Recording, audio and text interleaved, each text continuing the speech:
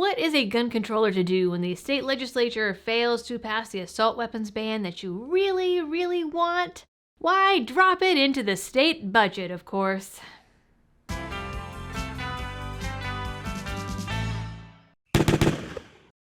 Hello everyone, and welcome back to the channel. Pork barrel budget bills are unfortunately the norm in all levels of government and are a common way to try and get things rammed into state or federal law that otherwise might not pass muster. It's a tactic that is unfortunately par for the course.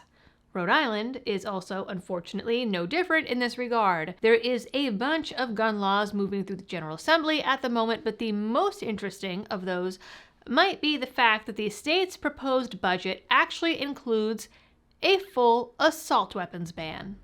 To quote Governor McKee himself, "Year after year, I've stood here and asked the General Assembly to send an assault weapons ban to my desk.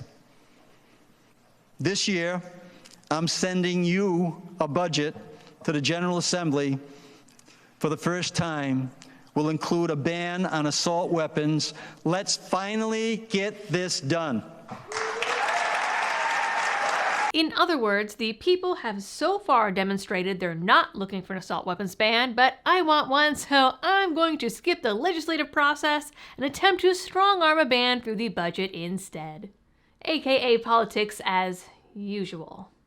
McKee describes the budget as making strides to strengthen the workforce, education, raise incomes, and support the health and wellness of Rhode Island residents. But gun control does none of those things, and yet in the press release, here it is as the first item under health and wellness. Proposing an assault weapon ban to prohibit the future possession, purchase, sale, control, and manufacture of assault weapons. Additionally, the budget includes a sales tax exemption for gun safety goods such as lockboxes and safes.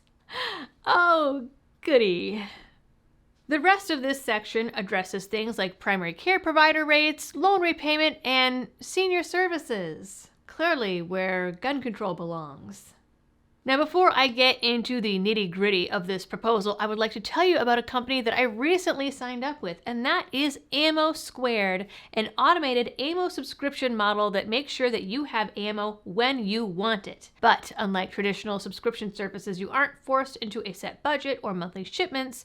You pick your calibers, how much or how little you're looking to spend each month, and pick a shipping trigger. All ammo is factory new from brands that you trust and stored in a climate-controlled environment until you are ready to have it shipped to your door. They have over 70 calibers to choose from, no minimum to buy, and no extra fees. All orders are shipped out in 1 to 2 business days, and all orders of $250 or more are shipped completely free.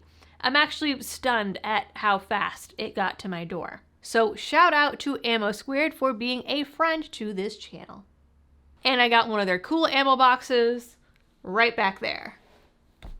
Now, while this ban is under the heading of health and wellness, it was actually pretty hard to find in the actual budget itself, which is hundreds of pages long. But we do see it here in the executive summary, which says, "The governor endorses an assault weapon ban that is modeled on legislation filed in 2024 that would prohibit the future possession, purchase, sale, control, and manufacture of assault weapons, including a variety of semi-automatic firearms and high-capacity/detachable magazines. The proposed ban promotes a balanced approach by grandfathering in previously obtained firearms if they are registered with the appropriate police department. Additionally, the recommended budget includes a sales tax exemption for gun safety items such as lockboxes, safes, and barrel or trigger locks to encourage gun owners to take all steps to safely store and use their firearms." So that takes us back to House Bill 7217, an 8-page bill that died in committee. And yet he's trying to push it through anyway. The bill defined an assault weapon as a shotgun with a fixed mag of 6 or more rounds or capable of taking a detachable mag, a semi-auto rifle with a fixed mag of more than 10 rounds or capable of accepting a detached magazine, and one of the following features: a folding or telescoping stock, a pistol grip, a bayonet mount, a flash suppressor or threaded barrel, or grenade launcher. or a semi-auto pistol with detached mag with at least one of the following: a mag outside the grip, a threaded barrel, a shroud, or a weight of 50 ounces or more when unloaded. Because apparently these legislators are gun fat phobic. Now you'll note that a rifle with any one of those features that also takes a detachable mag or a fixed mag of 10 rounds or more, yeah, that includes a lot of stuff. That includes all our AR platforms, all our AK platforms, pretty much every semi-automatic rifle, more or less. And now all of these items would be banned from possession, sale, manufacture, transfer, purchase, or otherwise to, quote, have. The only exceptions are for .22s with a, quote, attached tubular device and grandfathered guns registered with the police within a year after the law's passage. Now, the registration process would include another NICS check, just like the one the person did to buy the gun in the first place, a $25 fee, and a form that includes all of the owner's personal information, including their driver's license number. At least the $25 fee would be per person and not per gun, which I guess is a crumb. When not in use, the law would also require that firearm to be locked up in a safe at all times, and any violation of that would be a $2,500 fine, 3 years in prison, my friends, or both, plus getting their guns confiscated. Failing to register your so-called assault weapon at all would be a fine of up to $10,000 or up to 10 years in jail, which is ridiculously hefty, especially for a victimless crime, and especially when you consider that there are diddlers out there only getting 2 years.